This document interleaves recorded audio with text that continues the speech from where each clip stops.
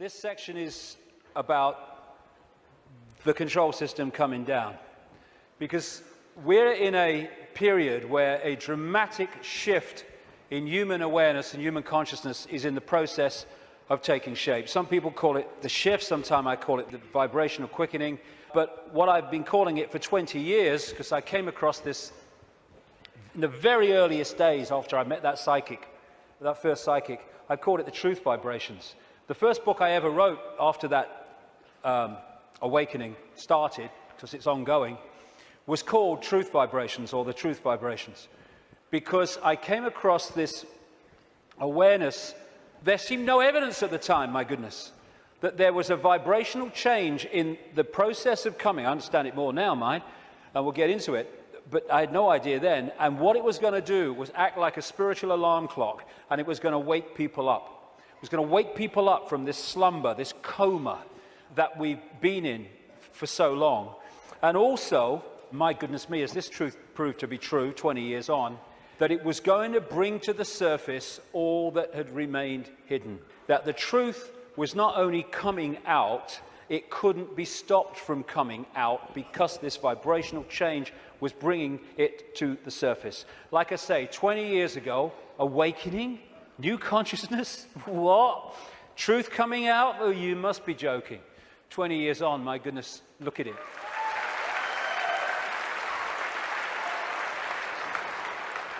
I'm fortunate to travel the world speaking, and I'm being invited to more and more countries you never think you're being invited to. And so I can see that this is not just happening in Britain, not just happening in America. It's happening all over the world.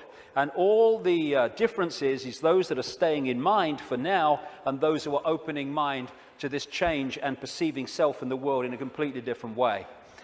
So I've been saying through the day, there's a base vibrational construct, the base vibration of this virtual reality coming out of the black holes, which triggers, as it goes through its cycle, which appears in the play-out world as like a time loop, it triggers different information coming from the suns. And we decode that information, and as it changes, so the information changes, and so therefore the epoch changes, the yuga changes.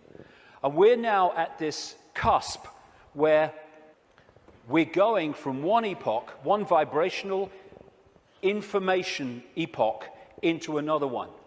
And this new one is dramatically more expansive, dramatically more enlightened in the level of awareness that we are going to have access to.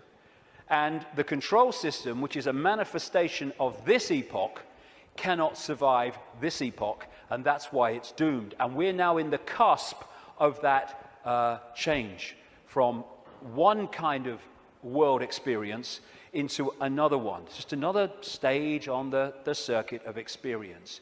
And so, while for a few years yet, it's not going to seem like the control system's going down, because it's going to be throwing everything at us, because it's going to be desperate, there is no way that our children, young people, and grandchildren are going to live out their lives, as appears to be the case now, in an Orwellian, fascist, global state. No way.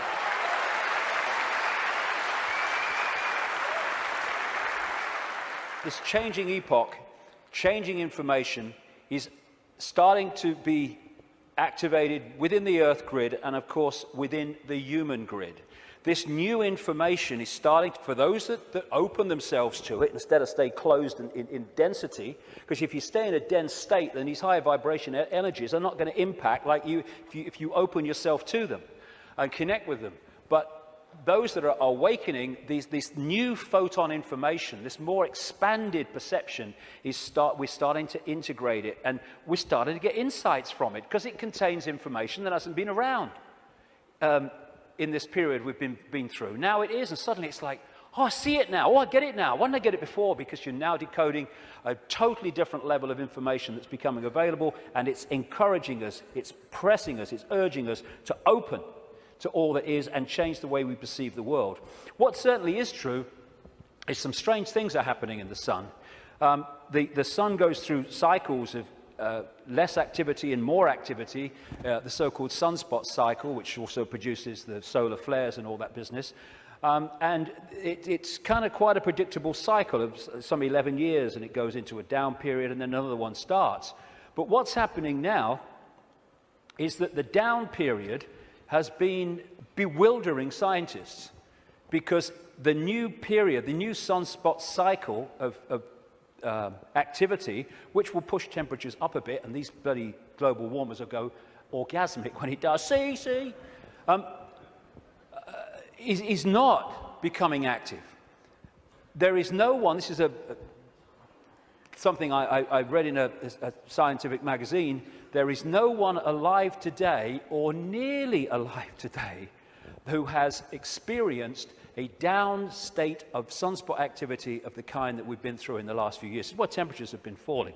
This one is the so-called near solar minimum in January 2005 of sunspot activity, and this was the sun yesterday in terms of sunspot activity. Something's changing, and other things about the sun are not reacting as they normally would. But I suspect that when it starts again, and it will, we're going to see some dramatic activity in the sun.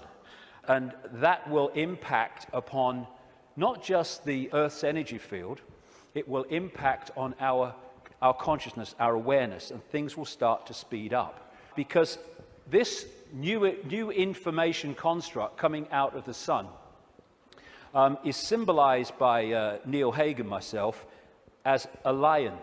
As the real human being, I symbolize as a lion also.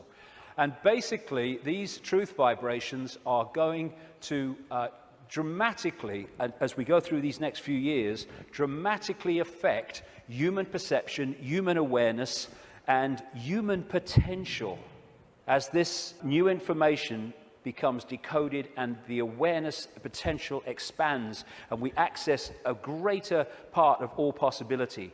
Another thing these truth vibrations are going to do and are doing is to break that wall, that line of troops on the left brain, and we're going to be accessing more and more of our right brain potential. So our creativity, our insight, our ability for what people would call genius today, it's the natural human state, is going to more and more expand. We're heading in for an incredible time.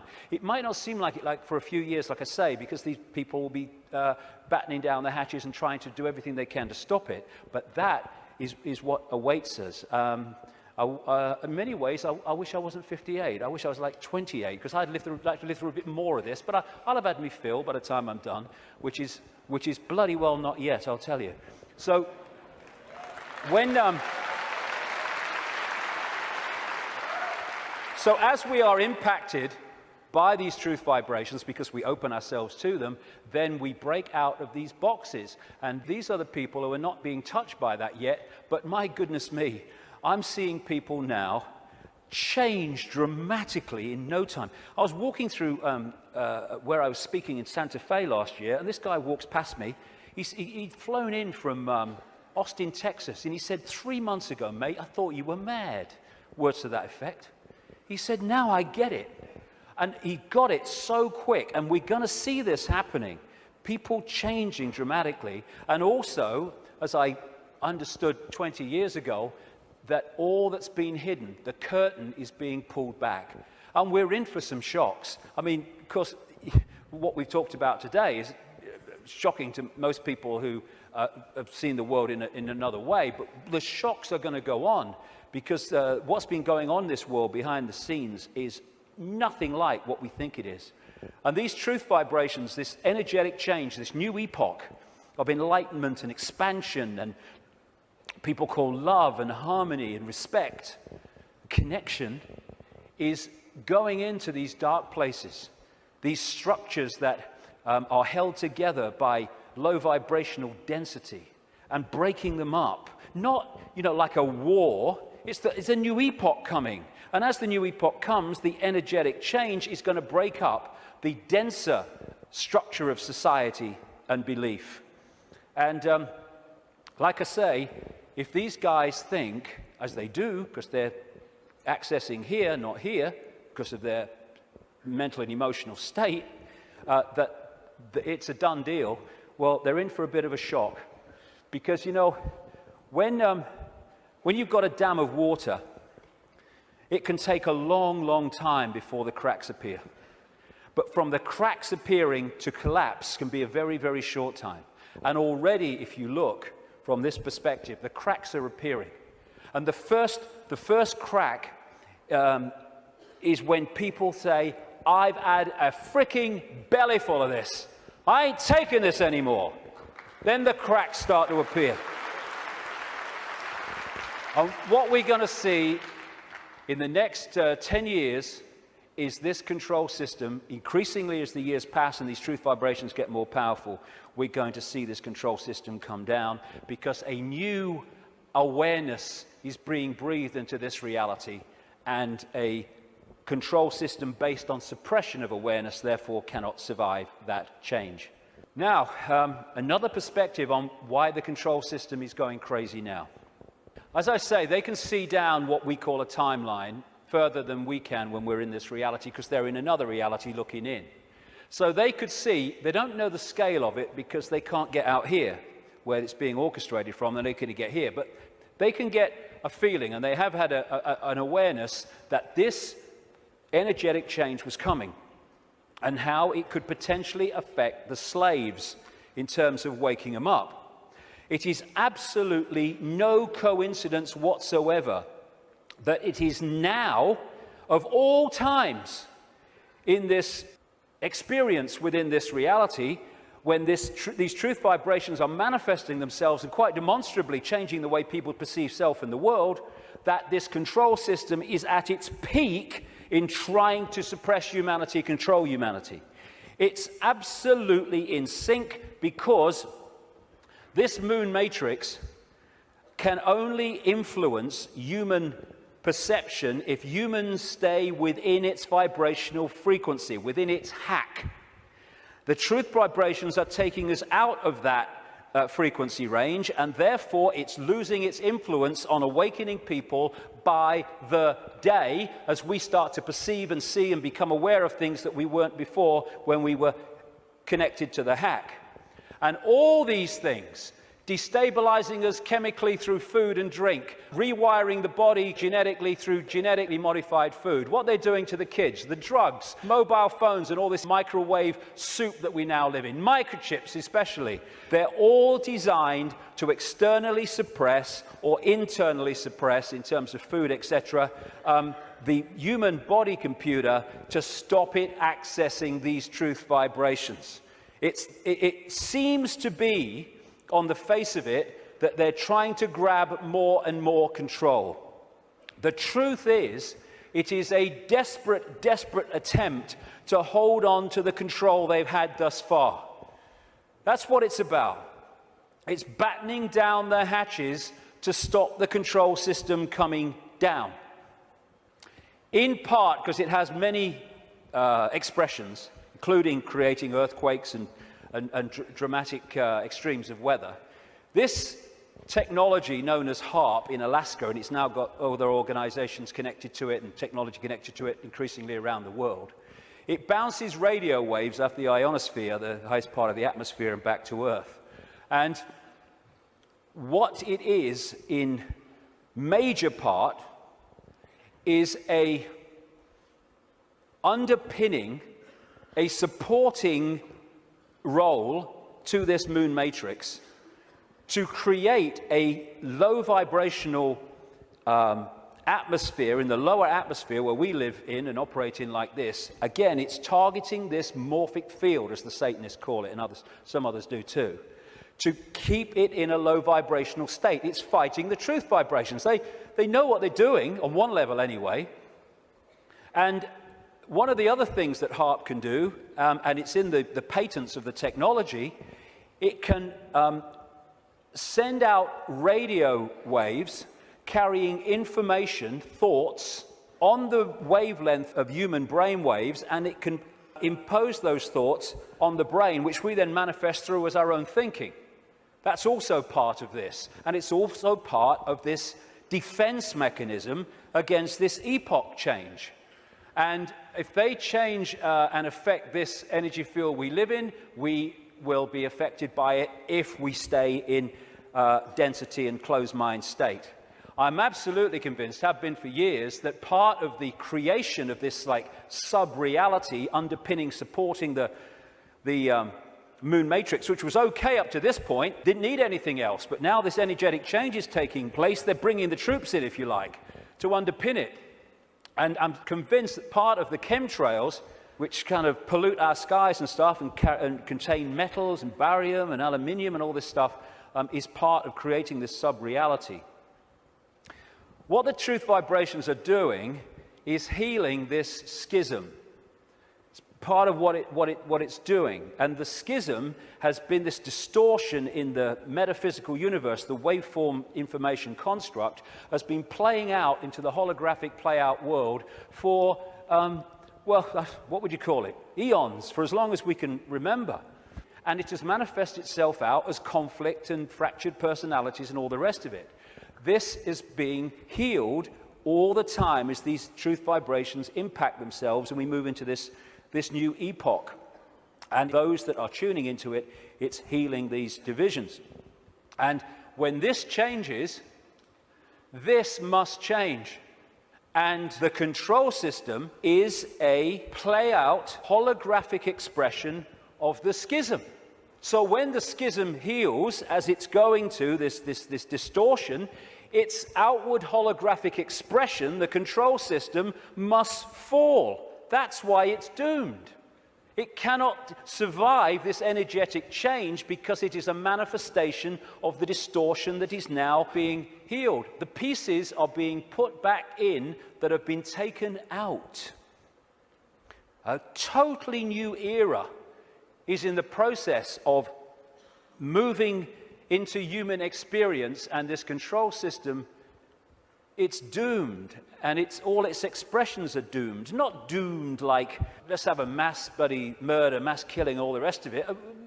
Doomed in this reality because they're connected to something that's disappearing. There'll still be infinite consciousness, even those in the control system. They'll remember who they are eventually. It might take some time, and we'll be having a beer with them one day thinking, do you remember when you were stupid? Oh, yeah, I remember that. Oh, God, mate, yeah. Oh, that's what we'll be doing at some point. So this epoch change is moving from a sense of division, left brain, where it sees everything as apart from everything else, sees everything in terms of structure and apartness. We're moving from that perception as this energetic construct changes to a perception of what comes from expanded consciousness and awareness, which is we're all one. We're all expressions of the same one consciousness, which again makes racism ridiculous, ludicrous, insane, the height of ignorance. And as the schism, the distortion is healed, so other expressions of the distortion will become what we call history. The police state, the energetic wars, once we're really in to this expanded awareness, the very idea of going to war.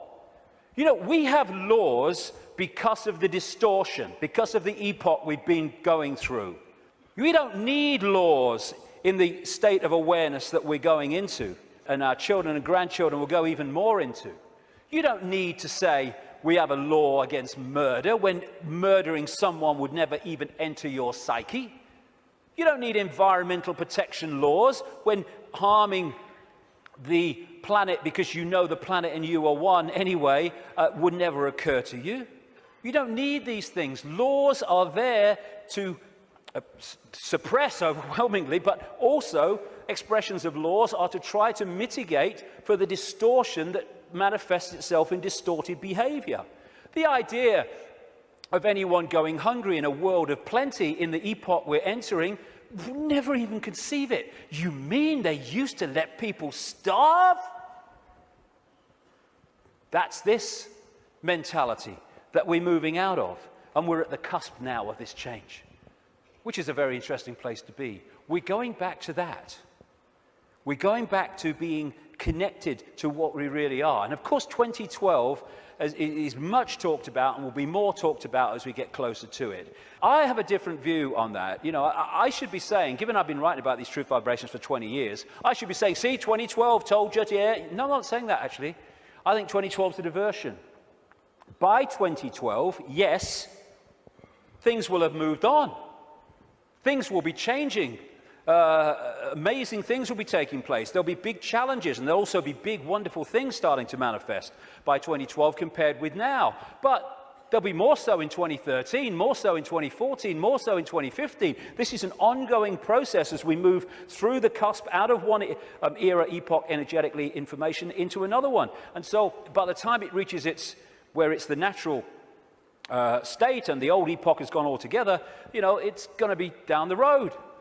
But every year, every month, things are going to be moving on energetically. And there'll be things in 2012, and maybe a very good chance that manufactured things will happen in 2012 to focus attention as part of the diversion of the control system. It's quite possible that will happen, but I don't see 2012 as some epoch-changing year. But there comes a point, and I don't think it's too far away at all, where the tipping point comes in this energetic change, where the irresistible force, which is the truth vibrations, then start to become the dominating state of awareness and perception in this reality. And then we're really moving. And I don't see that as too far away. Like I say, it takes a long time for a dam to crack, but not from then to it collapsing. So we're actually living in like a river of energy that's getting faster and faster in terms of its vibration, the quickening. And what we can do is we can get on the airbed or the canoe and we can go, whoa, what a ride, this is great, that's fantastic. Or we can stand there and try to hold on to the world as it was, in which case we're going to be expending more and more energy trying to hold our status quo, and eventually we won't be able to hold it, and we'll get, symbolically anyway, washed away.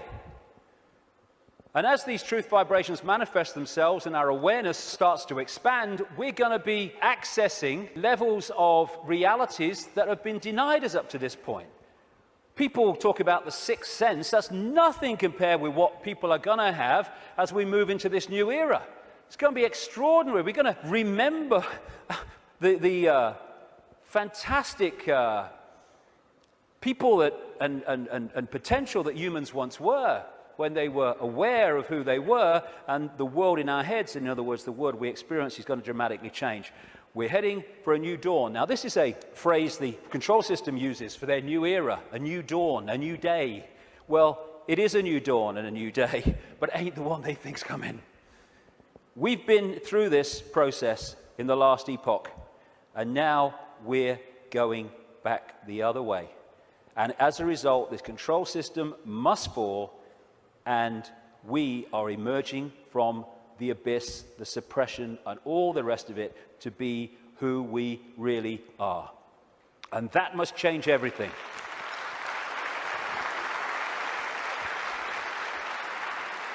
Einstein said, you cannot solve problems with the same level of consciousness that created them.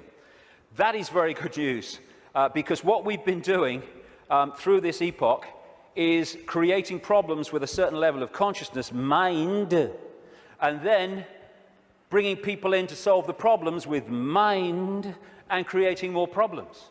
Now we're in this change where we're expanding consciousness, expanding awareness, and suddenly that cycle of problem and more problem, and it's unsolvable. There's no way out of this. Suddenly it's a piece of cake. Look, it's so simple. Fantastic time we're going into, but the next few years are going to be challenging. It's breaking the spell that the moon matrix and its supporting technologies and manipulations has had on the human mind. You know, we don't have to find enlightenment. We are enlightened. What we need to do is remove the barriers of belief and perception that we've thrown around ourselves that keep us from that enlightenment. That enlightenment's never gone away. It's over here. It's saying, I'm over here. I'm over here. And this is what a major role the truth vibrations are doing, because they're the quickening. They're breaking up these dense energy fields, and as they do, suddenly we're connecting with levels of awareness that we didn't realize. We've been in a trance all this time, programming perception because of that. And it connects through the reptilian brain. So let's disconnect from the reptilian brain as part of breaking the spell. It feeds us fear. It has to, constantly. Fear this, fear that. Insecurity, anxiety, that's what it's doing to manipulate our perception and hold us in a low vibrational state, therefore the moon matrix. So one of the ways that we can, just on a daily basis, is disconnect from the lizard brain, and therefore what it's connecting us to, is to, simple thing, don't count to 10, count to 50. And if you're still wound up and about to hit somebody, count another 50. Because what the reptilian brain does is it doesn't think, it reacts. That's why it's so fast. It doesn't have to think, it just reacts. Now, the other parts of the brain, like the neocortex, they think things through, so it takes longer than the reptilian brain. This is why we react to something, reptilian brain, and then maybe a minute later, 2 minutes later, maybe half an hour later, the visual cortex has thought this through, and we go, oh my God, I overreacted, didn't I? Did I really say that? Oh my God. That's what, it's the reaction system, reaction. And if we can stop reacting, emotional reaction and all that stuff, because, you know, we're manipulated so much through the reptilian brain reaction system. It's not problem, think it through, do a bit of research, see what you think, discuss it a bit, solution. It's problem, reaction, solution. That whole process of mass manipulation is done through here. So when we're faced with a situation, and I'm talking to myself as much as anybody here, you know, I'm not cross-legged on a mountain saying, hey, here I am. No, I'm talking to myself as much as anyone else. When we're faced with these reaction systems, whether it's because of a world event, whether it's because something in our lives, if we can just go, okay, I don't like this. 1, 2, 3, 4, 5, 6, and eventually the reptilian brain loses its power because it's a reaction power. And once the reaction's gone, it's lost its power. And we can think things through. And if we stop reacting through the reptilian brain, then we are massively disconnecting from the moon matrix. And as these truth vibrations change the nature of this energetic control of the human collective mind, the hive mind that we've been connected to, then its expression, this structured world, the way we work. And, you know, my brother said to me once, what's it all about, Dave? He said, you get up in the morning, you go to work, you come home, you have your tea, you watch telly a bit, and you go to bed. You get up and you go to work. I mean, look at it. It's the way it is, the way it's structured. It's slavery because it's so limited. And I've talked to people once, the last time I spoke at the Oxford Union, I was talking to some students. They could not perceive a world in which there wasn't a hierarchical structure of government because there would be chaos. That's the left brain at work. And people, when you think, look, this world is crazy. It's not serving people. People are serving it. That's what we are. We're slaves to a system. Politicians are slaves to a system. They go into the system. They think they're going to change it. The system changes them. And therefore, we can't perceive left brain, old epoch, that actually there are other ways of living, of interacting, other ways of providing food and warmth and what you have, other ways of living life than this drudgery.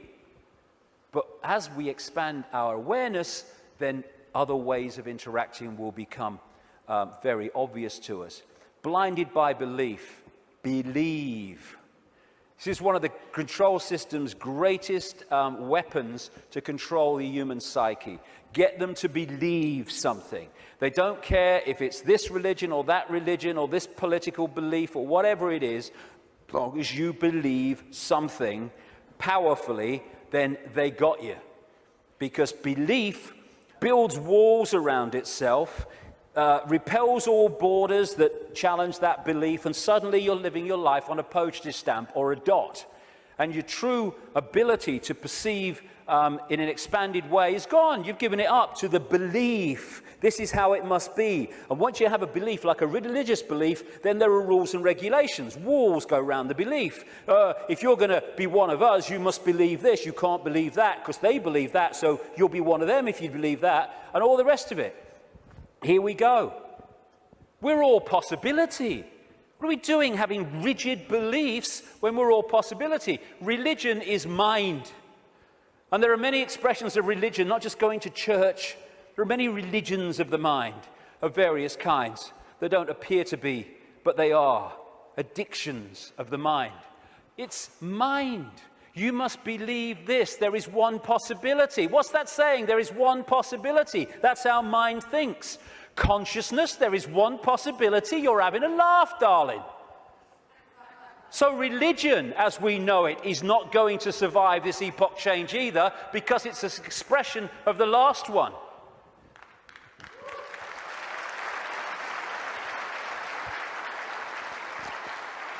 These are people in a hypnotist stage show who've been told that they are religious believers. There's so many religious believers who are like that. There's so many prisons of the mind, religious belief, racial belief. I'm in a different spacesuit to you, so I'm better than you all. It's like being two spacemen on the moon and they're having a bloody argument because what spacesuit is that color and that spacesuit is that color and that was made here and that was made there. Mine's superior to yours. It's childish, child's play. And by the way, it's not just white people who are racist.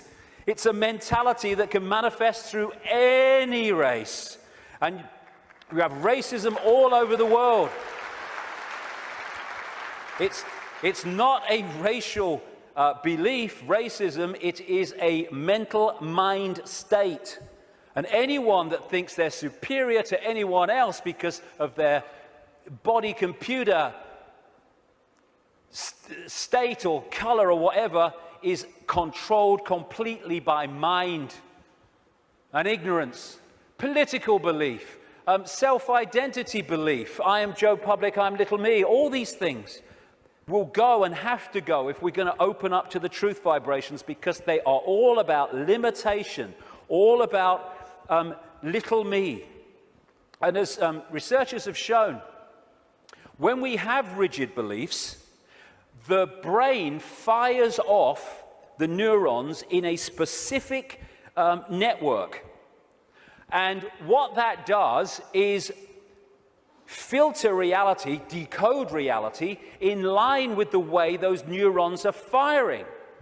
Therefore, it continually edits its reality and creates self-fulfilling prophecies, if you like, that it keeps seeing the world according to its belief. Despite receiving information that challenges the belief, it just filters that information in line to protect its belief. And then when you change your belief system, as has been shown in research, the neurons start firing in a different way, and you start seeing the world in a different way.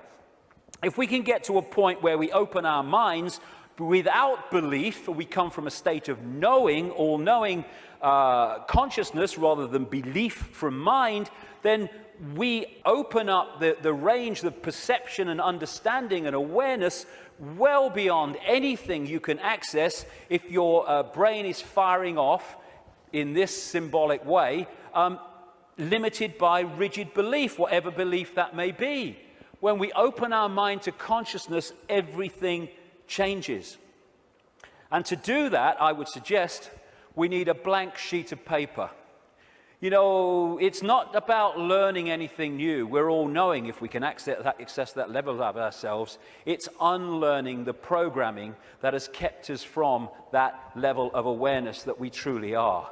And therefore, because we're dealing with all possibility at the core of our being, that's what we are, we need a blank sheet of paper.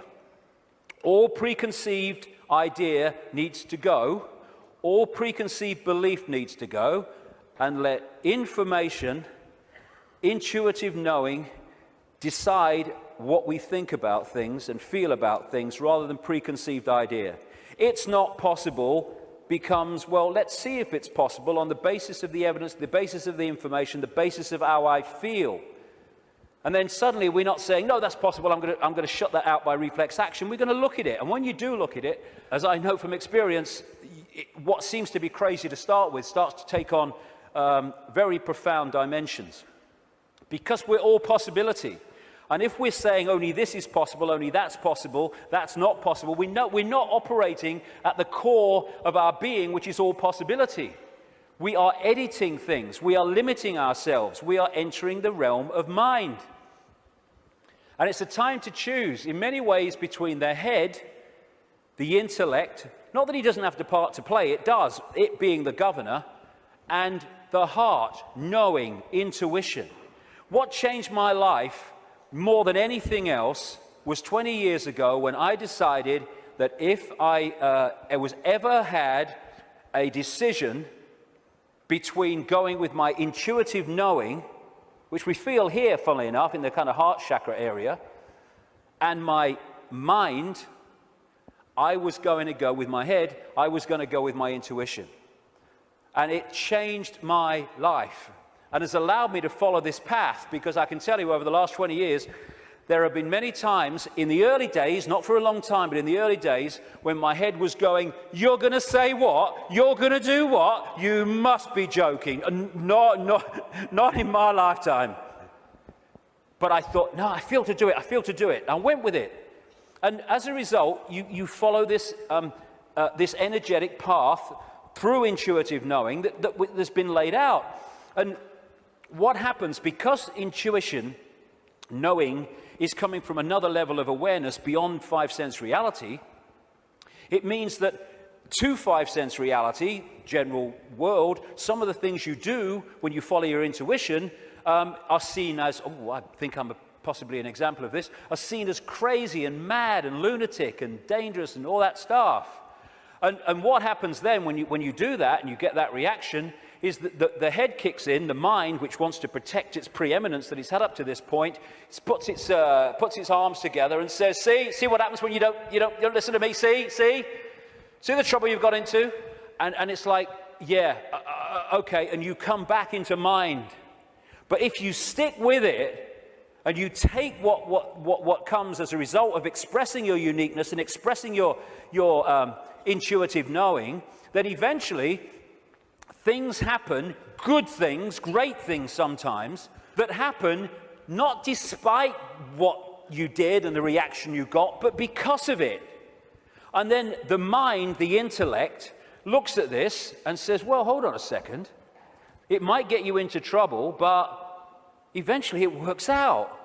And what happens then is your head and your heart, your knowing, your intuition come together.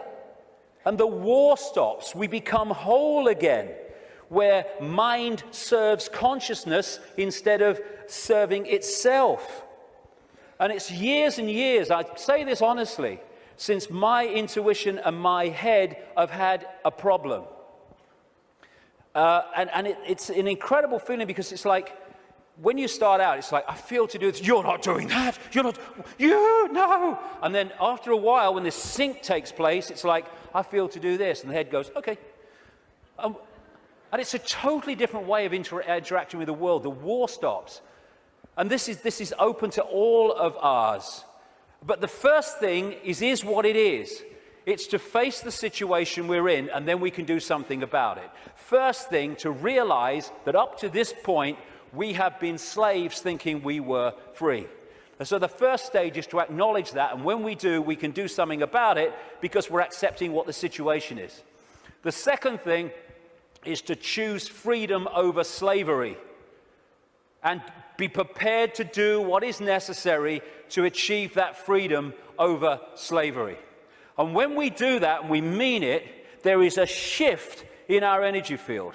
As that shift takes place, what I call magnetic attraction, it's the energy field is of the human body is an expression vibrationally of our state of being, mentally, emotionally, what we might call spiritually. And therefore, our state goes out as a vibrational field, and it draws in other vibrational fields that sync with it. We call these people, places, locations, ways of life, jobs, opportunities, or lack of them. So when this shift takes place, because we've said my intent, very powerful intent, is that I want freedom, and I want to end my life, I'm not going to be a slave anymore, I'll do what is necessary to understand who am I, where am I. Suddenly this energy field shift takes place, and we start drawing in new people, places, locations, opportunities, etc., that are syncing with the new vibrational state as opposed to the old one. And at this point, and I experienced this big time in the public eye, we experience this shift as our lives falling apart. Partnerships may end. We may lose our job. We may change location. We may, like me, undergo massive ridicule. But what if we understand what's happening? The old energy field, the old you, the old intent, the old awareness was pulling in the old life. And then when it shifts, it's pulling in a very different expression of the new vibrational self. And that transitional period, when the shift takes place, the old life falls apart. But if you want to change your life, then the old life has to fall apart unless it serves the new one. So when we choose freedom, the transformation can be challenging. It's easier now because more and more people are going through it and we're beginning to understand the process. I felt like this so many times. I went to the top of a hill in the south of England, the west of England, one day because I didn't want to upset anybody. I went to the top of this hill in the middle of nowhere and I screamed my frustration out. I know what this image means, and so many other people do. But it was the old life breaking down so the new one can take over. It's time to know thyself. Not thyself that we've been told we are, but thyself which we really are.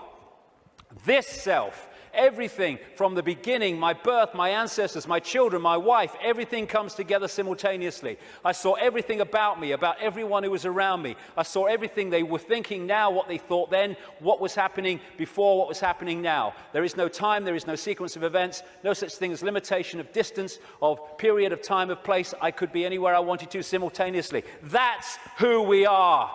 And that's what the control system has tried to keep from us.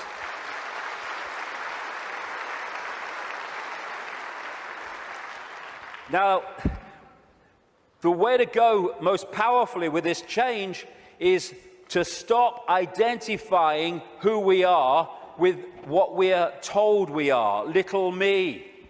To stop looking in the mirror and thinking that reflection is me, it's all I am. And looking at ourselves under the microscope, that's who I am.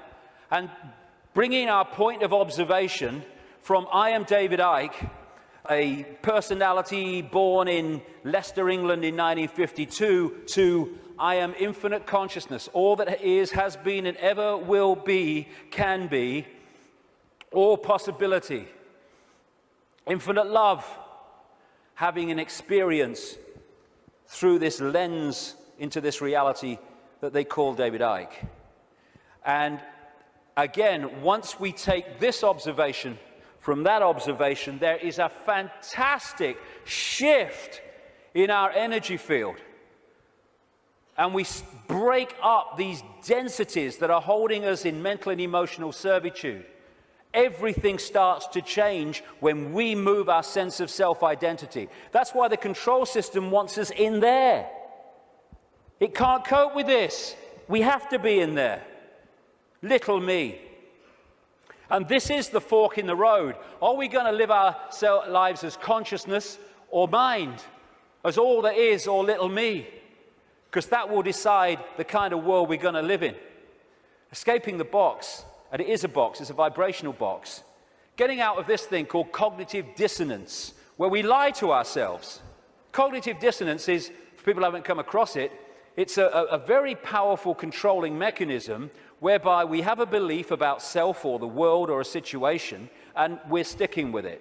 And when we face information or experience which challenges the belief, then cognitive dissonance is that uneasy state when you see that your belief system is under threat from this information or this experience. If this is real, then this belief can't be. And what you do then is you go about these incredible stories we tell to ourselves to convince ourselves that this can't be true, to protect the belief system.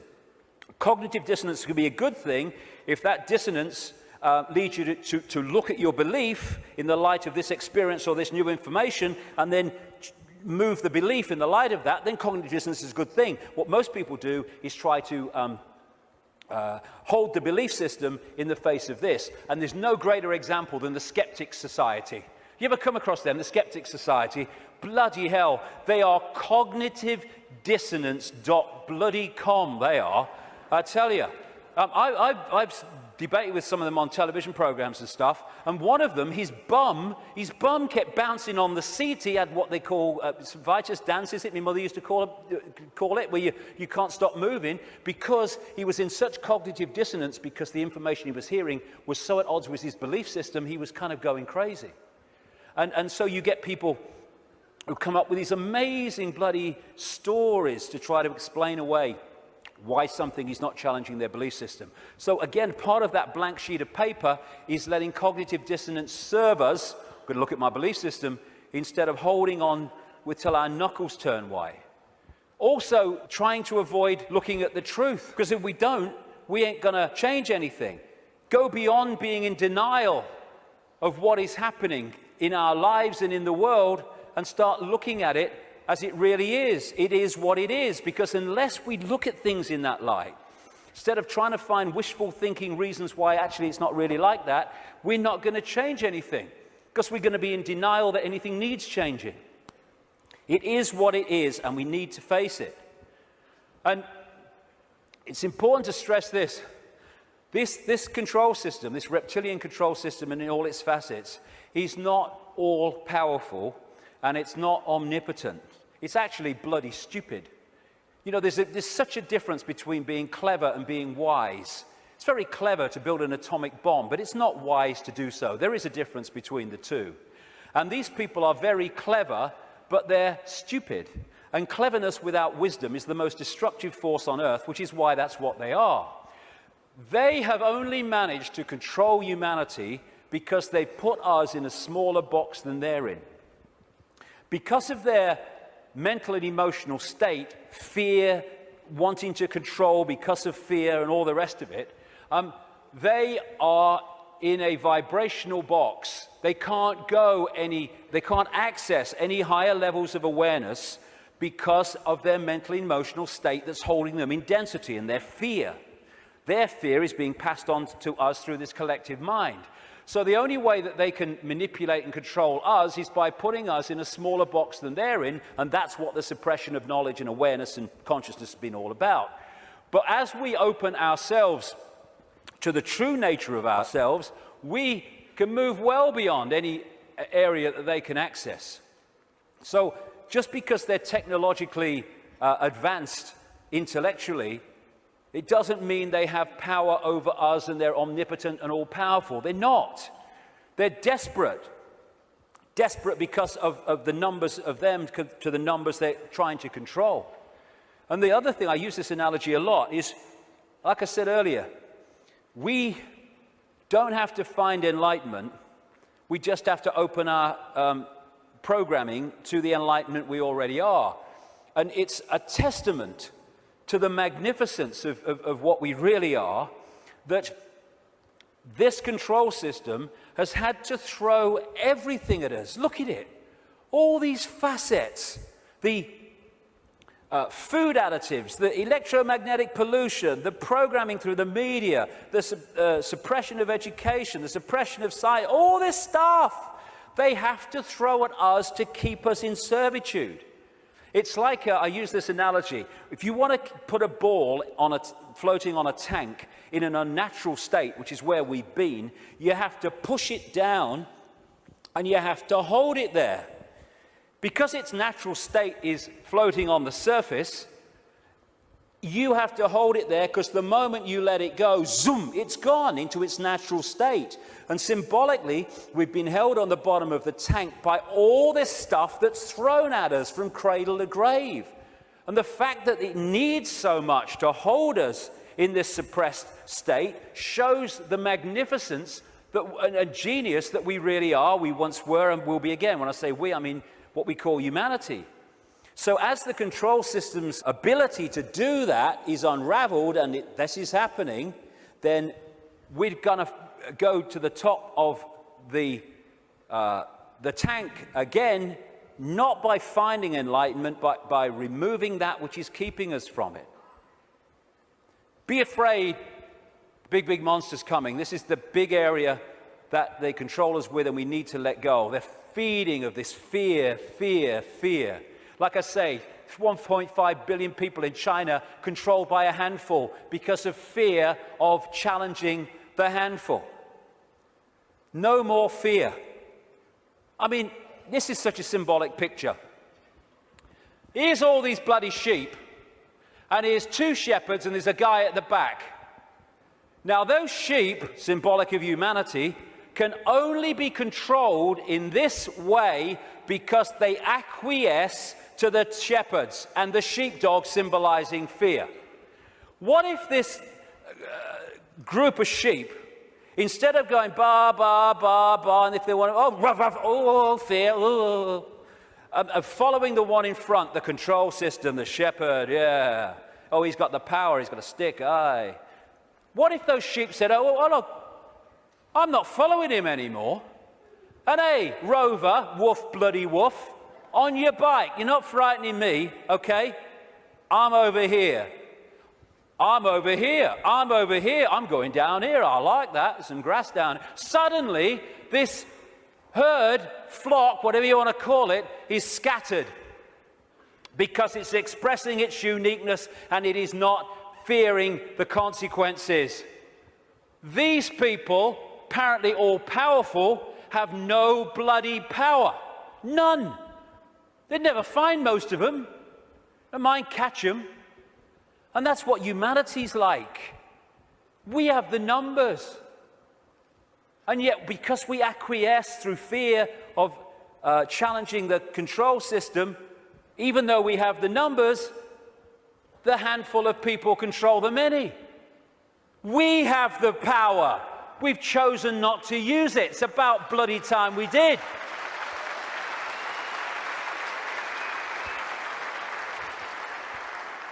God, the answers are there in front of our eyes. The definition of insanity is doing the same thing over and over again and expecting different results, Albert Einstein. Absolutely it is. So it's pretty certain that if things are going to change in terms of control and suppression and all this stuff, then we've got to stop doing the same thing over and over again, and that is acquiescing to the control system. We're all possibility. What are we doing? Thinking that we just do the same thing over and over again? That's one possibility. Let's express our uniqueness and respect each other's right to express our uniqueness. We're all possibility. Actually, one possibility is swimming against the tide. Let's try it. And let's respect each other's right to do that. We should be celebrating diversity. Diversity is an expression of all possibility. It's acquiescence and conformity that is an insult to all possibility. And yet that's what this system wants us to do, conform. And you know, at least sheep need a sheepdog to keep them in line. Humans have out-sheeped the sheep because we keep each other in line. We don't need the sheepdog.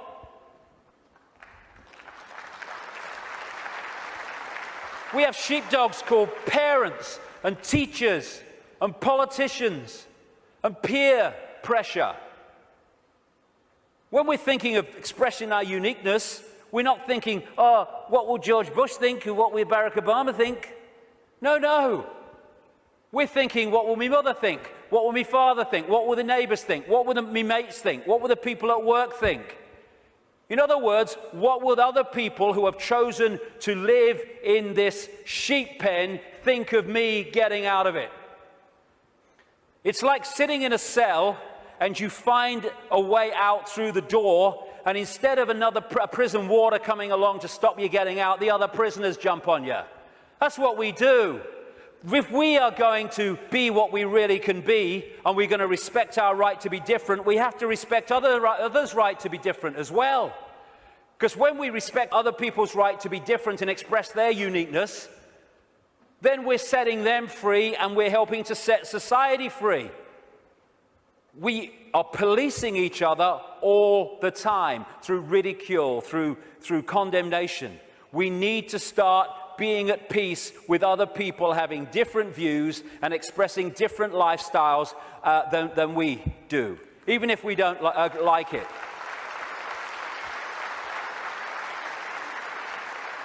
This breaks up this sheep policing the sheep.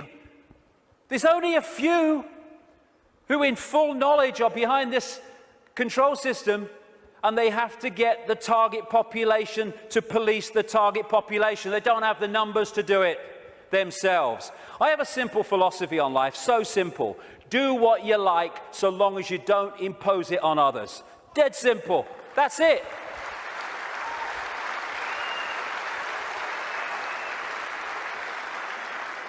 And I've heard people say to me, that would be anarchy. What about people murdering each other? Well, I think that murder could just about constitute imposing your will on another person. And when you think about that simple philosophy, it overrides all law, need for law, if we live that.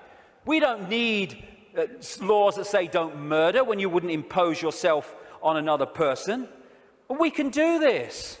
You know, if Henry Kissinger wants to sacrifice George Bush, be my guest as long as you both agreed. Because when you leave the body, you'll feel right prats and you might learn something in your eternity. I get interested when they want to impose things on other people that don't want those things imposed upon them. That's what the control system's trying to do. That's why I'm interested. But express ourselves as long as we're all agreed. And we don't impose it on other people. We have this either or. Someone wants kind of a rave or something, and some people don't want to be affected by all the noise and disruption. And so we say, they can have it, they can't have it. It's either or. Any society that was conscious would say, okay, we can sort this out, okay?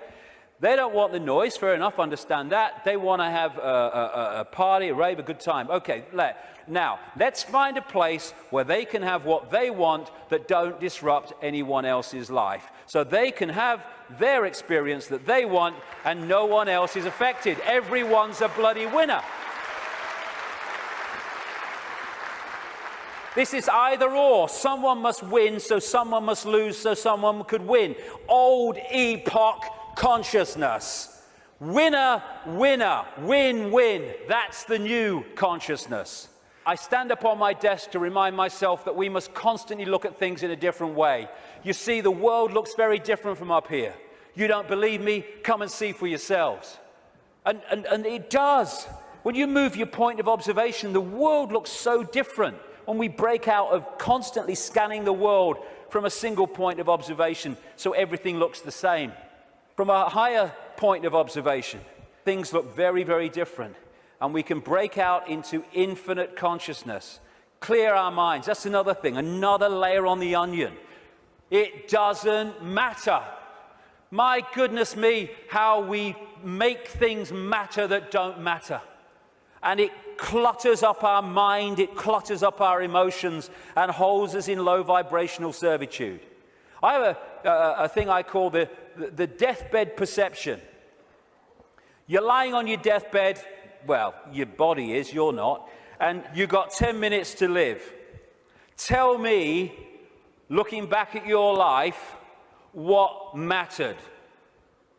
You know, in 2004, when that guy cut you up at the lights, and you got out your car and you screamed abuse, and he got out and wanted a fight, does that matter now?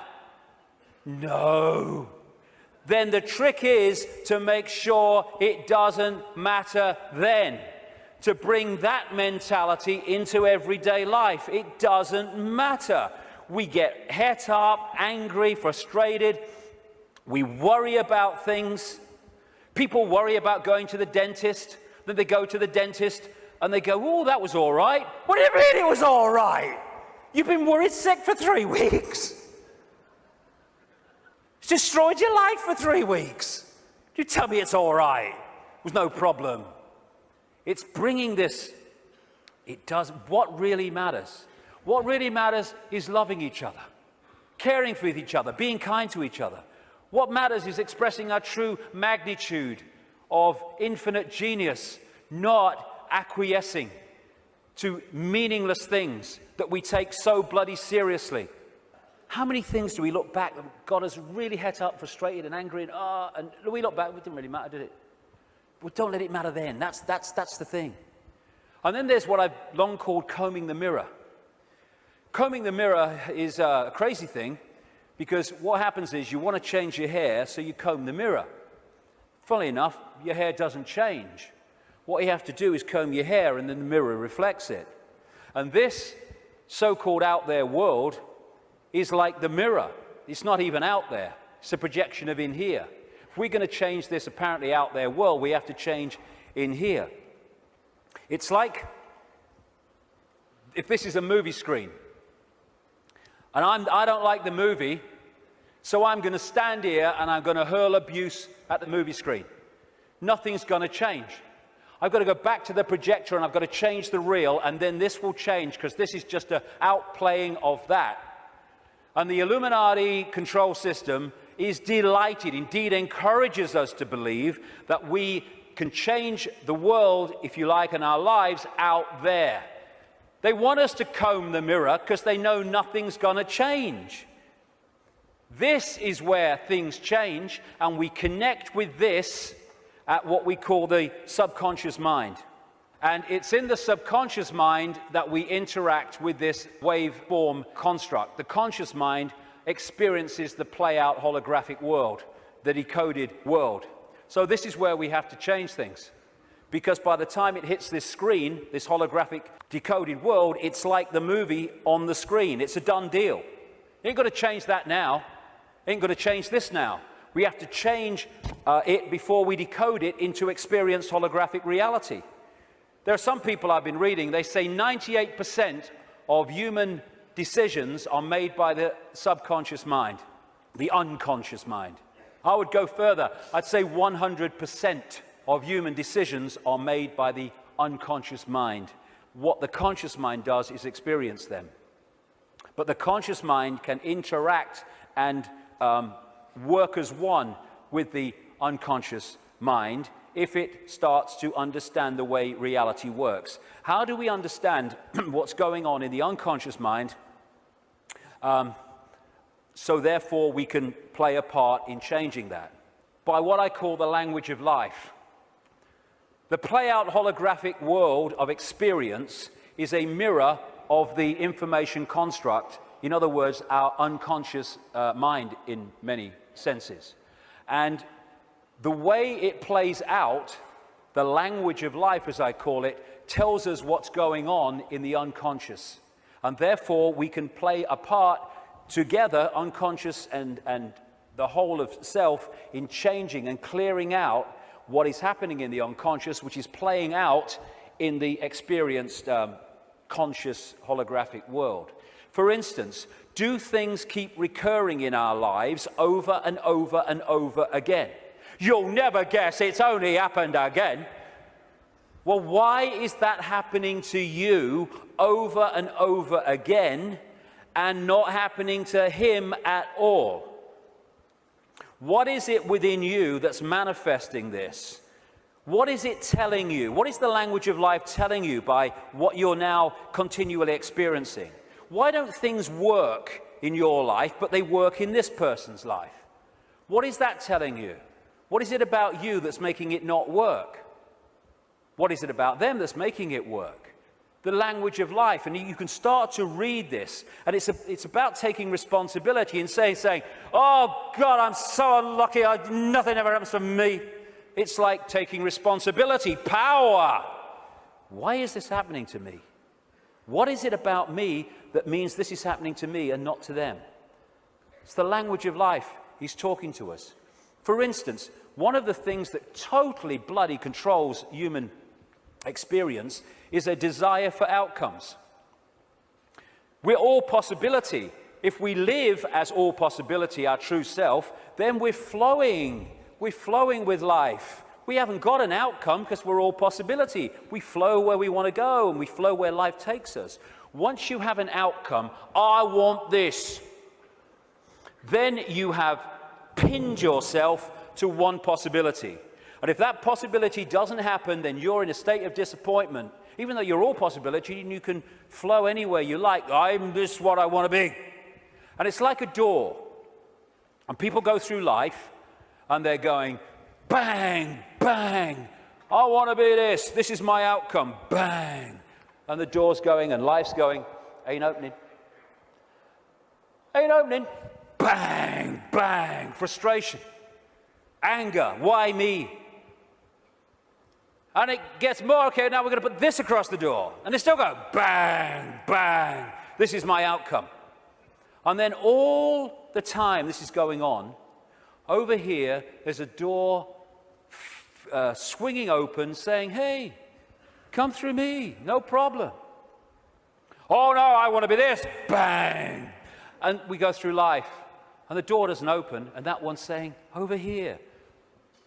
But because we have an outcome, it means it controls our life. And like I said earlier, and suppresses our life. I don't have an outcome. I don't have an outcome. When I get up in the day, I don't have an outcome. I don't have an outcome in my life. I just go where it takes me. Outcomes are limitations, preconceived ideas. Now, intent is a very, very powerful force for change. This is my intent. That energy goes out there, and through what I call vibrational magnetism, it draws towards us what we need to do to achieve that intent. Not when there's an R in the month, and every now and again, every time. So when we have this intent, I want to be truly free. I want it to be the true magnitude of how I am. I want to know what's going on in the world. I want to understand this. What happens is that intent, if you mean it, it's not just words, otherwise it's no power at all, then that intent will start drawing to you people, places, experiences which let you achieve that intent. And often they are very challenging, and your whole life, your old life starts to break down as a result of this. And a lot of people go, if that's transforming, no thanks. And we go back to the old life. But intent, if we mean it, is the first stage of transforming our lives from what they are to what they could be. The thing about intent, however, that it's the need to sync the intent with what the language of life is telling us. Because if you sync the intent with that door that ain't meant to open, then you can have a very powerful experience called frustration. Because the intent then is not going to open the door, because it ain't meant to open, because it ain't your journey. I have this thing, flow equals go, stuck equals chuck. Or at least look again at what you're trying to do and how you're trying to do it. It might be how you're trying to do it that's not stopping it flowing. But in the end, life is not meant to be a bitch and then you die.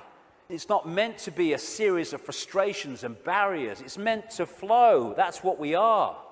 And if it's not flowing, then the language of life is saying something about us. Why isn't it flowing? And interestingly, I've experienced this so many times. I know other people have too. Once you acknowledge what the experience you're having is, maybe one you don't like, is saying about you, you acknowledge it, you bring it to the conscious, boom, there's an energy shift and the problem disappears. The pain in the arse in your life goes out. Because you've acknowledged it, you've read the language of life, and therefore you don't need to experience that anymore and come to that understanding, because you have, and it's gone. Taking responsibility is a very, very fundamental part of this transformation. Carl Jung, the Swiss psychiatrist, said, people will do anything, no matter how absurd, in order to avoid facing their own soul. And not taking responsibility is the absolute epitome of giving your power away. When we say it's all your fault that I'm in this situation, whether it's collectively or individually, what we're saying is, I don't have power over my life, you do. Taking responsibility is taking your power back and saying, okay, I'm taking responsibility for this because I have the power to change it. They're not responsible for it, they're just the language of life speaking to me about my responsibility. Therefore, I'm not going to play the blame game. This is my responsibility and I'm going to deal with it. And when we do that, we take our power back and we can change things instead of going through life as a victim of other people's circumstance, which means we're powerless. That's little me. And we ask ourselves, why me? Why am I going through this experience?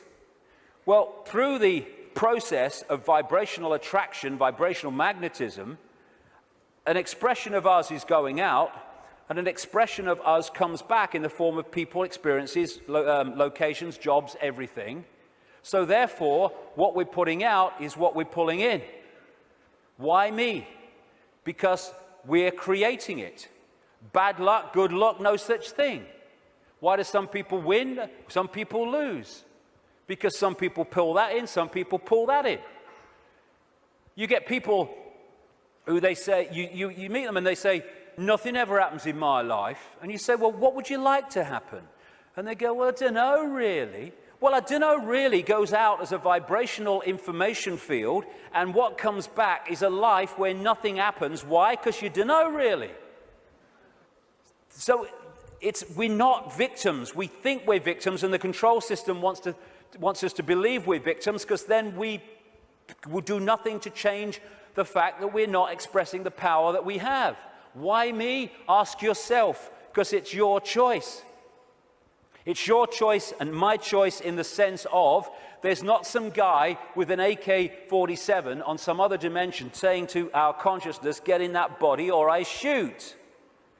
And in the same way, once we get in here, we attract what we attract. And when we take responsibility for that, we can stop attracting it.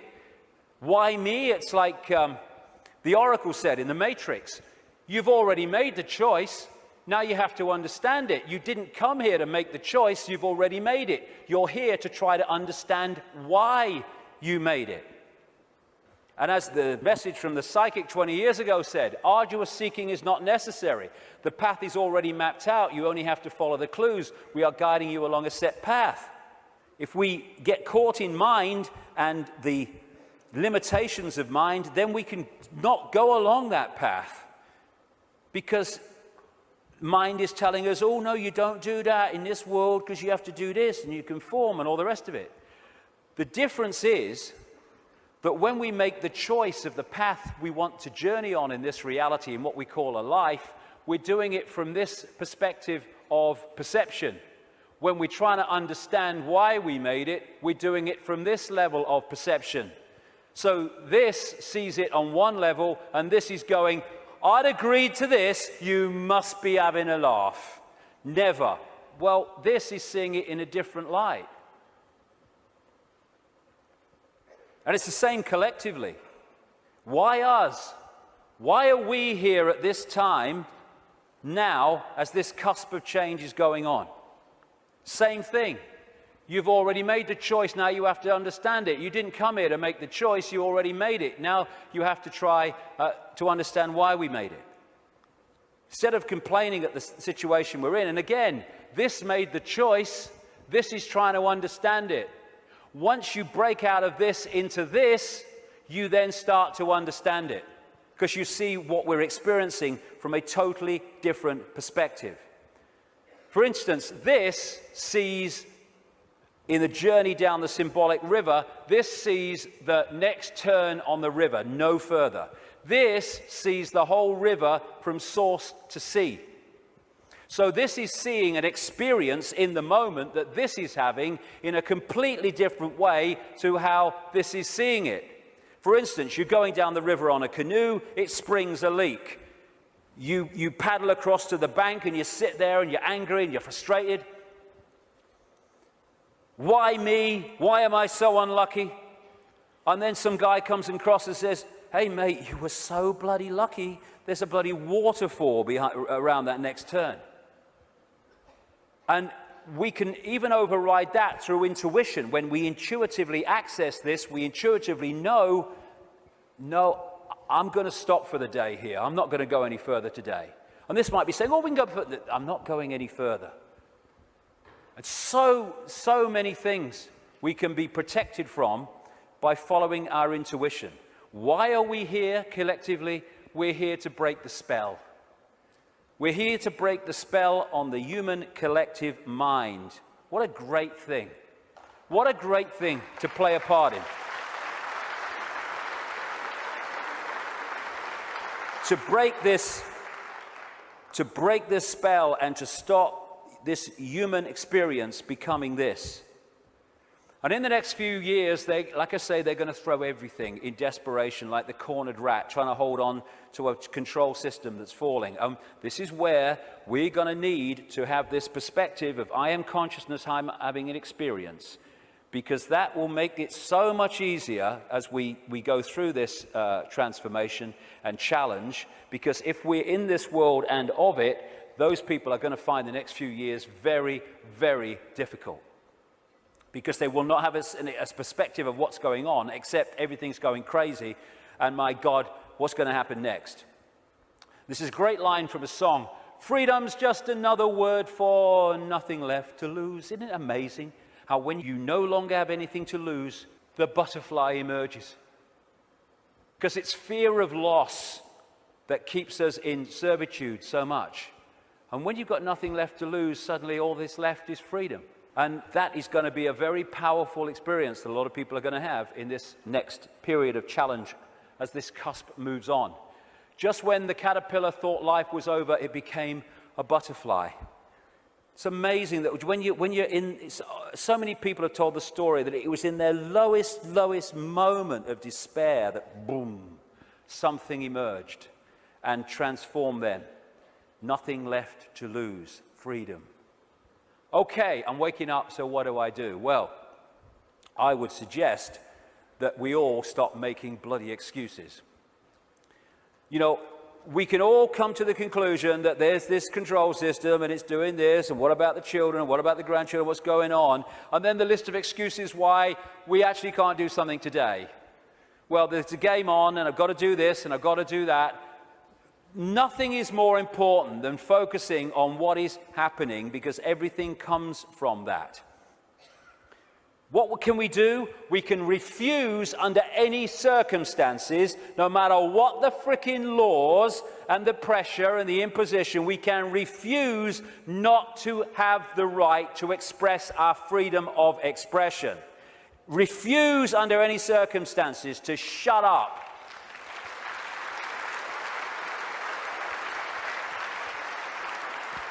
If vast numbers of people did that, this is the key to it all, what are they going to do? They don't have the numbers. We can stop focusing worship on celebrities and television and fake politicians and even sport.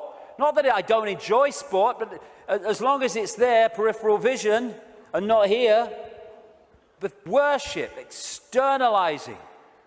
And this is the biggest thing we can do. Human race, get off your knees. What are we doing down there?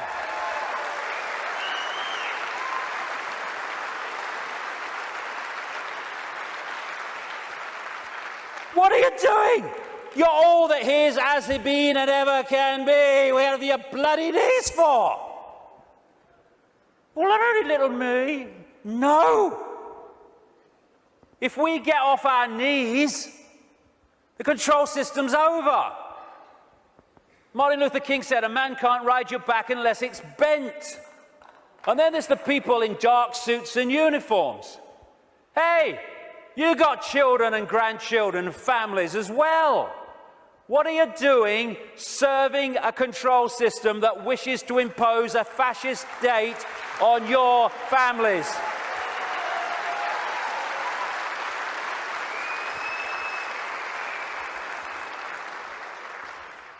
What are you going to say to your kids when the control system's in and it's controlling every facet of their bloody lives? Daddy, Mummy, Granddad, Grandma, what were you doing when the control system came in? I was helping to do it, dear. All the best with that conversation. What are we doing? Playing a part in, oh, it's me job. Well, get a bloody another one then. We got to do this to our children because it's my job. What can we do? We can cease to serve the control system in uniform with a gun in our hands. We can do that.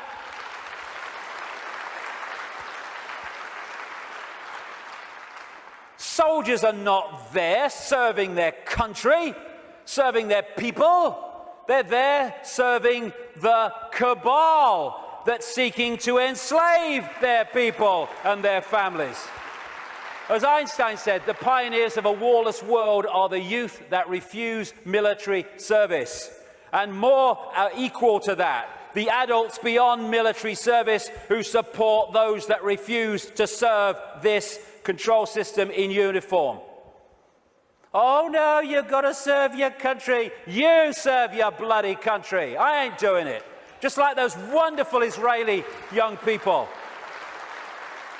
Know thyself. When you know thyself, when you know you are consciousness, the consciousness is going to get a machine gun and start shooting at aspects of itself.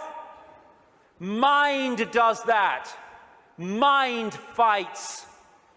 Consciousness doesn't even contemplate it. And that doesn't include just people in uniform. It means fighting for freedom. What's all that about? Let's fight for freedom. Let's have a riot in Athens and let's kill 3 people from the banking system. Hey, the world's a better place now. What you fight, you become. We don't want to fight this system. We need to cease to cooperate with it. This is a meeting of mind. One mind on a horse, one mind with something in its hand trying to do damage. Oh, they're 2 sides. They're one mind without consciousness. Freedom fighters, contradiction in terms. Cognitive dissonance. As Martin Luther King said, the limitation of riots, moral questions aside, is that they cannot win and their participants know it. Hence, rioting is not revolutionary but reactionary because it invites defeat. It involves an emotional catharsis, but it must be followed by a sense of futility. They want people to riot. It justifies more control. Nor do we need to meet this challenge with hate. That's playing away in the stadium we're trying to rid the world of. We don't need to hate these people. We just need to stop cooperating with them. Well, you know, if it's all the same with you, mate, I ain't doing it, okay? No hard feelings, bugger off. And then we've got this, the protest, the mass protest. I do understand that. It might have a part to play. But so many times these protests, they're what I call steam whistles. You know, people go out in big protests with the banners and they kind of feel good about themselves and they go down the pub and say, at least we made our feelings felt. And then what happens? Bugger all. How many people marched in London against the invasion of Iraq, and what happened? Iraq was invaded. Protesting has such limitation. They don't care if we protest and walk through the streets and shout slogans and wave banners. They care if we come together, irrespective of color, creed, gender, sexuality, any of it.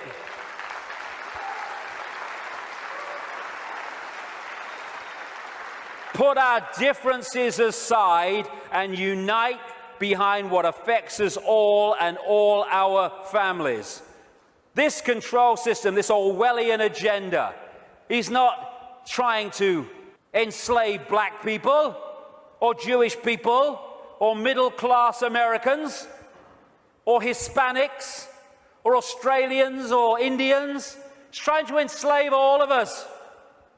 And what it wants to do is divide the target population against itself through these fake, ridiculous fault lines of race, religion, income bracket, so that we divide and rule the target population and they can pick us off one by one.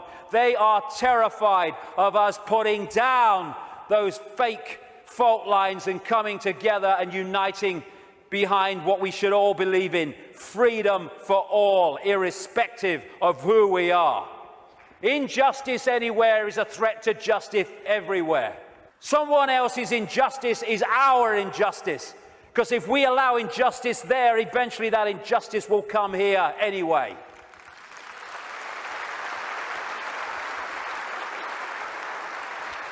In the end, we will remember not the words of our enemies, but the silence of our friends. Silence is consent. Can you hear us now? Silence is consent. Because while we're silent on these impositions, the impositions just keep going on and on and on. By our silence, we are acquiescing, even agreeing to them being imposed. The end of silence, the end of acquiescence. If we want to be free, then don't run and hide. Because you can put your head in the sand and ignorance is bliss, but only for a while. You can put your head in the sand because there's a tornado coming. But the tornado's still coming, your bum's in the air. If you lift it out the sand, take responsibility and face it, you can take avoiding action. Ignorance is bliss with a head in the sand, and then, bang, your ass is spinning up in the clouds. Strength does not come from physical capacity, it comes from an indomitable will. Mahatma Gandhi. Isn't it amazing how true that is? How you can see soldiers in uniform involved in truly extraordinary levels of physical courage and what we call heroism. And yet those same people are terrified of saying boo to another guy in uniform who's got more stripes on his arm than he has. Isn't it amazing? Where physical strength can come so easily, and moral strength not. That's to do with the moon matrix and the way that our perception is manipulated. Turkish proverb, a lion sleeps in the heart of every brave man, every brave woman, and it's not really bravery. When you let go of fear, you don't need bravery, you don't need courage. Courage is overcoming fear. When you let go of fear, because I'm all that is, has been, and ever will be, what's the worst that can happen to me? I leave this physical body of limitation and I become all that is, has been, and ever will be in full awareness that that is what I am. My God, I'm terrified that that might happen. I don't know how I'm going to cope with the terror of thinking that might happen. Know thyself. Again, recurring theme, know thyself. We are consciousness. What is there to fear? Death? There is no death. Just putting the telescope down. We can meet this with fear.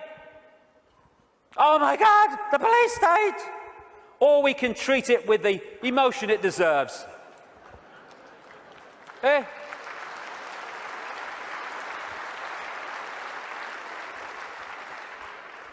What we have to do is comply. Compliance! That's what we have to do. Because if we don't comply, the control system's in desperate trouble. So it has to frighten us into complying for fear of not complying and the consequences that come from that. Well, hold on a second here. There's something about this that ain't right. When we look at this structure, we look there for the power. But why is that there? Because these silly sods are holding it up there. This is the power. They have to persuade them that they have the power, so they don't take the power to bring that crashing down. Fear of bringing it down through fear of not complying. Once we step out of the pyramid and refuse to cooperate with it, no violence necessary, by the way, then the pyramid starts to collapse because we're holding it together. It's a house of cards. That's all it is. Oh, it's the control system. It's a house of cards. Simple thing. People are being fined ridiculous amounts of money for putting their wheelie bins out on the wrong day or too many inches from the bloody curb. And people go, I don't know, what's the world coming to? It's the big brother state, innit? And then what you going to do? What time's that game show on, honey? Terrible bloody thing, I don't know. What? What's that going to do? Don't tell me that's Big Brother. It's little me that's causing that, not Big Brother. What if thousands of people, when someone is fined that money for that ridiculous thing, and like I say, they're just giving us more and more ridiculous things to see how much we'll take before we resist, and when we don't, they give us even more ridiculous things. What would happen if when someone is faced with that fine, thousands and thousands of people in that area put their wheelie bins out in the wrong place on the wrong day, week after week after week after week.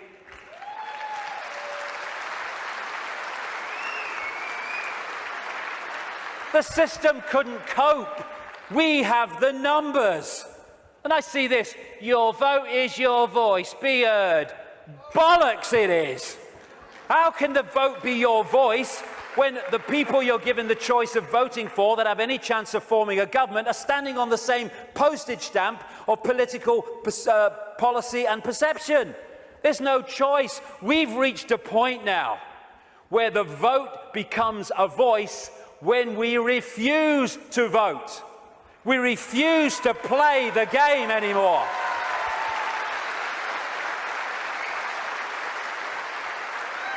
What would have happened at this recent election, this farce, if tens of millions of people had said, we've had a bellyful, we're not voting, it only encourages them.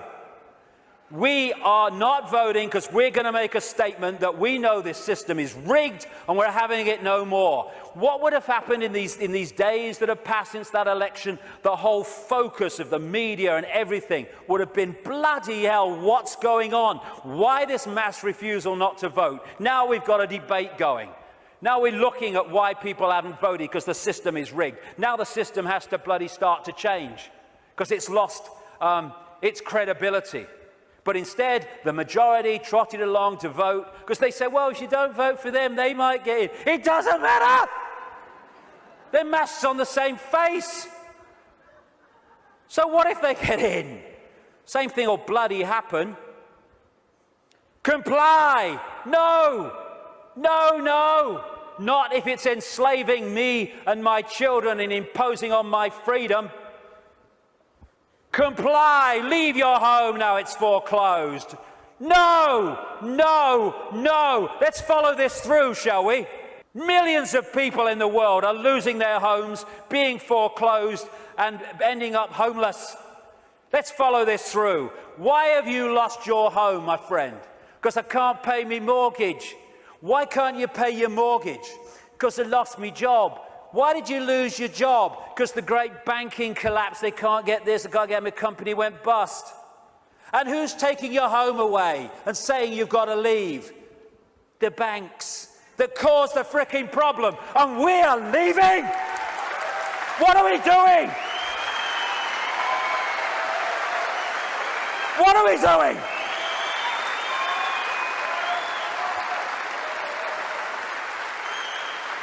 No, we won't leave when the banks have caused the problem and now they're telling us to leave to take the assets. No, we won't. And people who are not being foreclosed need to support those that are. We're all in this together.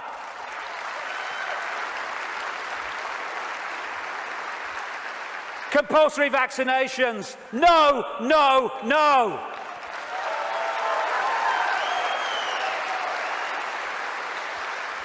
You must do what we say. We have changed the law. Not if you are imposing on my freedom and my rights to be a free citizen with a free voice. No, no, no. What are they going to do? They come out of Downing Street, whether it's Clegg and his mate bloody Cameron or it's bloody Obama or whoever it is in America, and they say, we've had a discussion and this is what we're going to do. What if vast numbers of people say, well, we ain't doing it? They have got no power whatsoever. Their power comes in our acquiescence. Oh, but you can't defy the law. Okay, let's follow this through, shall we? By the way, while I'm talking, put your arms out and I'll put the handcuffs on, because that's what you're telling me. What you're telling me is this. We have no say in laws that are passed. And then we have to obey those laws. Well, okay, forget freedom then. Okay, what if they passed a law that says, we take your children away? Would you obey it? Well, no. So there is a line then. There is a line. It's just, where is that line? And if a law does not respect human freedom, it does not respect human justice, it doesn't respect fair play, we should not be acquiescing to those laws. We should be refusing to acquiesce.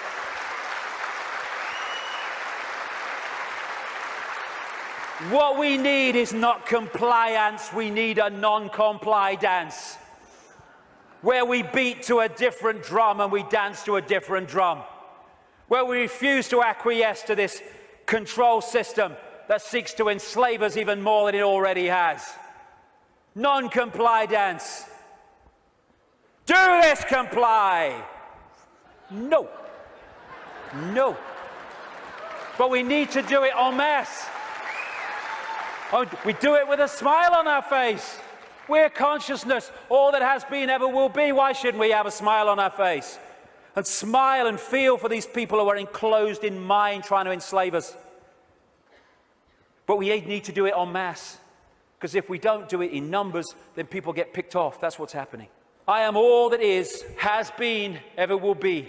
You cannot grant me my freedom. It is not your gift to grant me my freedom or take it away, because I am, we all are, freedom.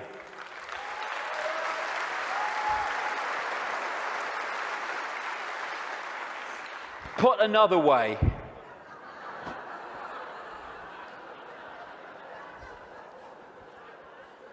what would infinite consciousness do?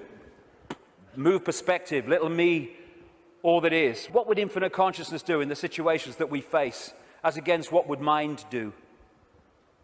If it's not right, don't do it. If it's not true, don't say it. Absolutely right. You know what would change the world overnight is if we as a human race started doing what we knew to be right and just in the circumstances that we face, instead of making those decisions as so many people do and have long done on basis of what is right for me in this circumstance that I face. Okay, the just thing to do might not be in the moment the best thing to do, but it's the just and right thing to do. And if we started doing what we knew to be right when we're faced with these decisions, as opposed to what we perceive is right for us in the moment, although doing what is right for us in the eternity, then everything would change. If we want a world of peace, then be peaceful. It sounds trite, it sounds simple, but it's devastatingly profound. That's what we need to be with each other. You know, we have people going on anti-war marches who are hurling abuse at each other in their relationships and stuff like that. If we war with each other, then the collective version of that is warring collectively. If we want peace, let's be peaceful. If we want a world of kindness, then let's be kind. And it must come, for goodness sake. It must. If we're all kind to each other, we live in a kind world. Martin Luther King said, cowardice asks the question, is it safe? Expediency asks the question, is it politic? Vanity asks the question, is it popular? But conscience asks the question, is it right?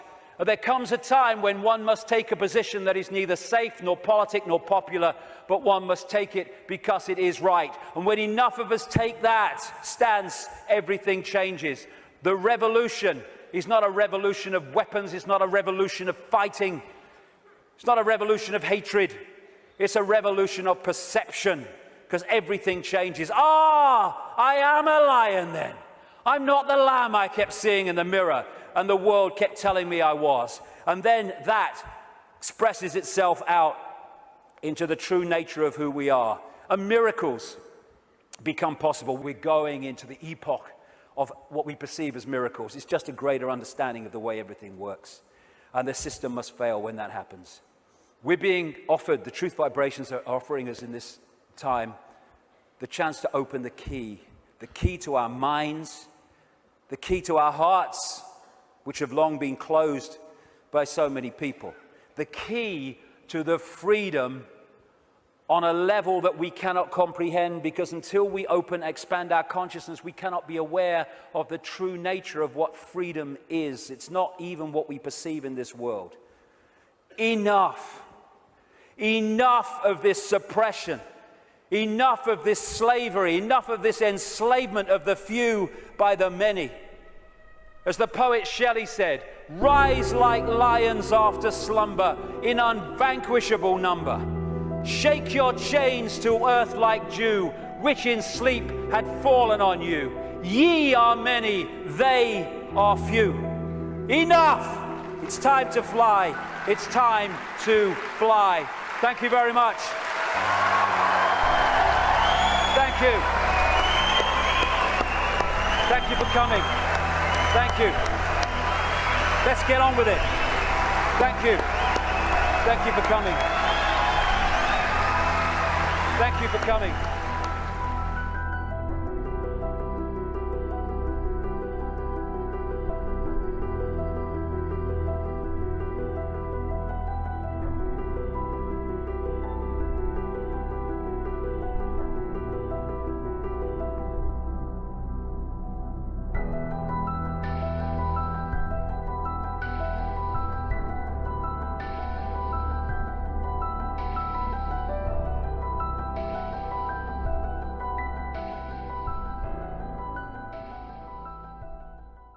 When he does, is not becoming active.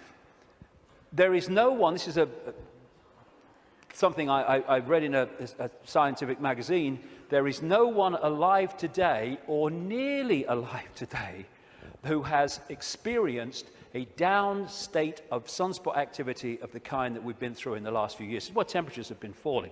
This one, is the so-called near solar minimum in January 2005 of sunspot activity, and this was the sun yesterday in terms of sunspot activity. Something's changing, and other things about the sun are not reacting as they normally would. But I suspect that when it starts again, and it will, we're going to see some dramatic activity in the sun. And that will impact upon not just the Earth's energy field, it will impact on our consciousness, our awareness, and things will start to speed up. Because this new information construct coming out of the sun is symbolized by Neil Haig and myself as a lion, as the real human being I symbolize as a lion also. And basically, these truth vibrations are going to dramatically, as we go through these next few years, dramatically affect human perception, human awareness, and human potential as this new information becomes decoded and the awareness potential expands and we access a greater part of all possibility. Another thing these truth vibrations are going to do and are doing is to break that wall, that line of troops on the left brain, and we're going to be accessing more and more of our right brain potential. So our creativity, our insight, our ability for what people would call genius today, it's the natural human state, is going to more and more expand. We're heading in for an incredible time. It might not seem like it like for a few years, like I say, because these people will be battening down the hatches and trying to do everything they can to stop it, but that is what awaits us. In many ways, I wish I wasn't 58. I wish I was like 28, because I'd like to live through a bit more of this, but I'll have had me fill by the time I'm done, which is bloody well not yet, I'll tell you. So when so as we are impacted by these truth vibrations, because we open ourselves to them, then we break out of these boxes. As I say, they can see down what we call a timeline further than we can when we're in this reality, because they're in another reality looking in. So they could see, they don't know the scale of it because they can't get out here where it's being orchestrated from, and they can get here, but they can get a feeling, and they have had an awareness that this energetic change was coming and how it could potentially affect the slaves in terms of waking them up. It is absolutely no coincidence whatsoever that it is now, of all times, in this experience within this reality, when these truth vibrations are manifesting themselves and quite demonstrably changing the way people perceive self in the world, that this control system is at its peak in trying to suppress humanity, control humanity. It's absolutely in sync, because This moon matrix can only influence human perception if humans stay within its vibrational frequency, within its hack.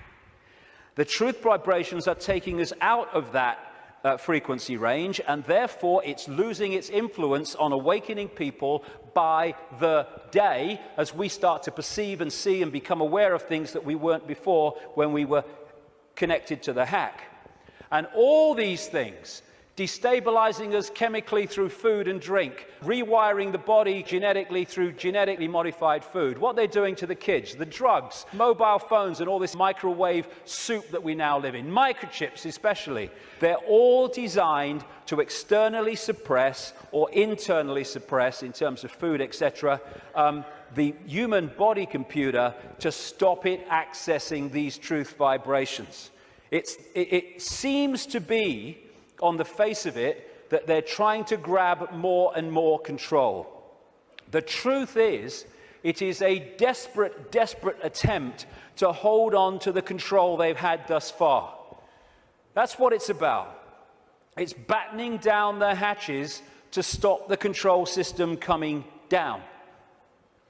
In part because it has many expressions, including creating earthquakes and dramatic extremes of weather. This technology known as HAARP in Alaska, and it's now got other organizations connected to it and technology connected to it increasingly around the world. It bounces radio waves off the ionosphere, the highest part of the atmosphere, and back to Earth. And what it is in major part is where we're going from one epoch, one vibrational information epoch, into another one. And this new one is dramatically more expansive, dramatically more enlightened in the level of awareness that we are going to have access to. And the control system, which is a manifestation of this epoch, cannot survive this epoch, and that's why it's doomed. And we're now in the cusp of that change from one kind of world experience into another one. It's just another stage on the circuit of experience. And so, while for a few years yet, it's not going to seem like the control system's going down, because it's going to be throwing everything at us, because it's going to be desperate, there is no way that our children, young people, and grandchildren are going to live out their lives, as appears to be the case now, in an Orwellian, fascist, global state. No way.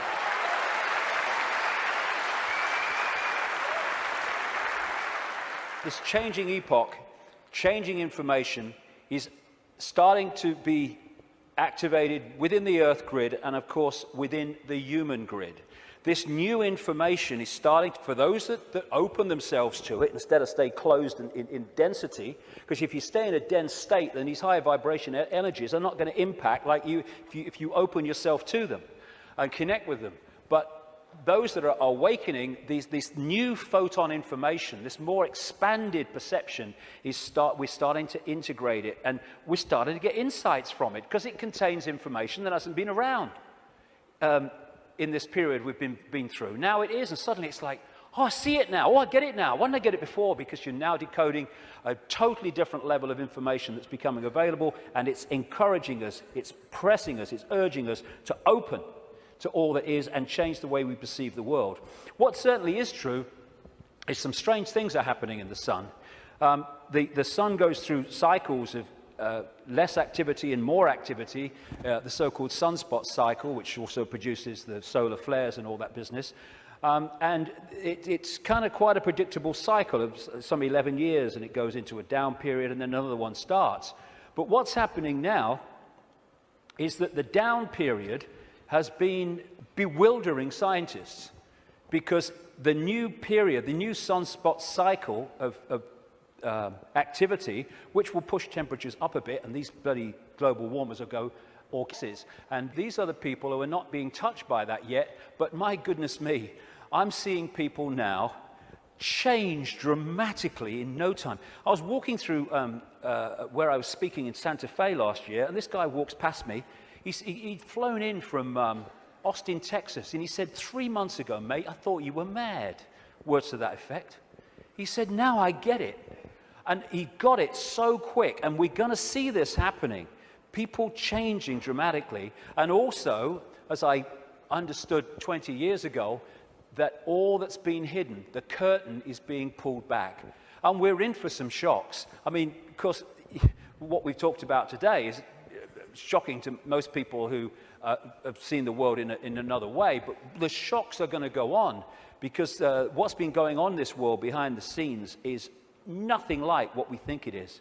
And these truth vibrations, this energetic change, this new epoch of enlightenment and expansion, and people call love and harmony and respect, connection, is going into these dark places, these structures that are held together by low vibrational density, and breaking them up. Not, like a war. It's a new epoch coming. And as the new epoch comes, the energetic change is going to break up the denser structure of society and belief. And like I say, if these guys think, as they do, because they're accessing here, not here, because of their mental and emotional state, that it's a done deal, well, they're in for a bit of a shock. Because, when you've got a dam of water, it can take a long, long time before the cracks appear. But from the cracks appearing to collapse can be a very, very short time. And already, if you look from this perspective, the cracks are appearing. And the first crack is when people say, I've had a freaking belly full of this. I ain't taking this anymore. Then the cracks start to appear.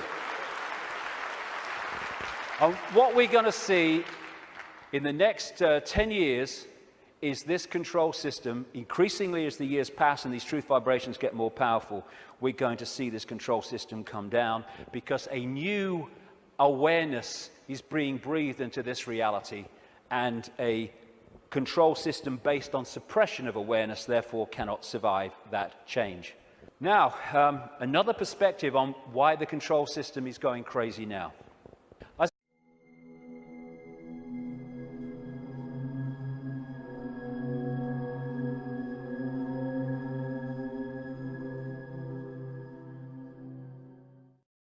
This section is about the control system coming down, because we're in a period where a dramatic shift in human awareness and human consciousness is in the process of taking shape. Some people call it the shift, sometimes I call it the vibrational quickening, but what I've been calling it for 20 years, because I came across this in the very earliest days after I met that psychic, that first psychic, I called it the truth vibrations. The first book I ever wrote after that awakening started, because it's ongoing, was called Truth Vibrations, or the Truth Vibrations, because I came across this awareness. There seemed no evidence at the time, my goodness, that there was a vibrational change in the process of coming. I understand it more now, mind, and we'll get into it, but I had no idea then. And what it was going to do was act like a spiritual alarm clock, and it was going to wake people up. It was going to wake people up from this slumber, this coma that we've been in for so long. And also, my goodness me, as this truth proved to be true 20 years on, that it was going to bring to the surface all that had remained hidden. That the truth was not only coming out, it couldn't be stopped from coming out, because this vibrational change was bringing it to the surface. Like I say, 20 years ago, awakening, new consciousness, what? Truth coming out? Oh, you must be joking. 20 years on, my goodness, look at it.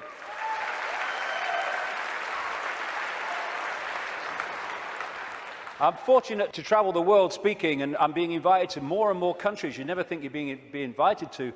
And so I can see that this is not just happening in Britain, not just happening in America. It's happening all over the world. And all the differences is those that are staying in mind for now, and those who are opening mind to this change and perceiving self and the world in a completely different way. So I've been saying through the day, there's a base vibrational construct, the base vibration of this virtual reality coming out of the black holes, which triggers, as it goes through its cycle, which appears in the play-out world as like a time loop, it triggers different information coming from the suns. And we decode that information, and as it changes, so the information changes, and so therefore the epoch changes, the yuga changes. And we're now at this cusp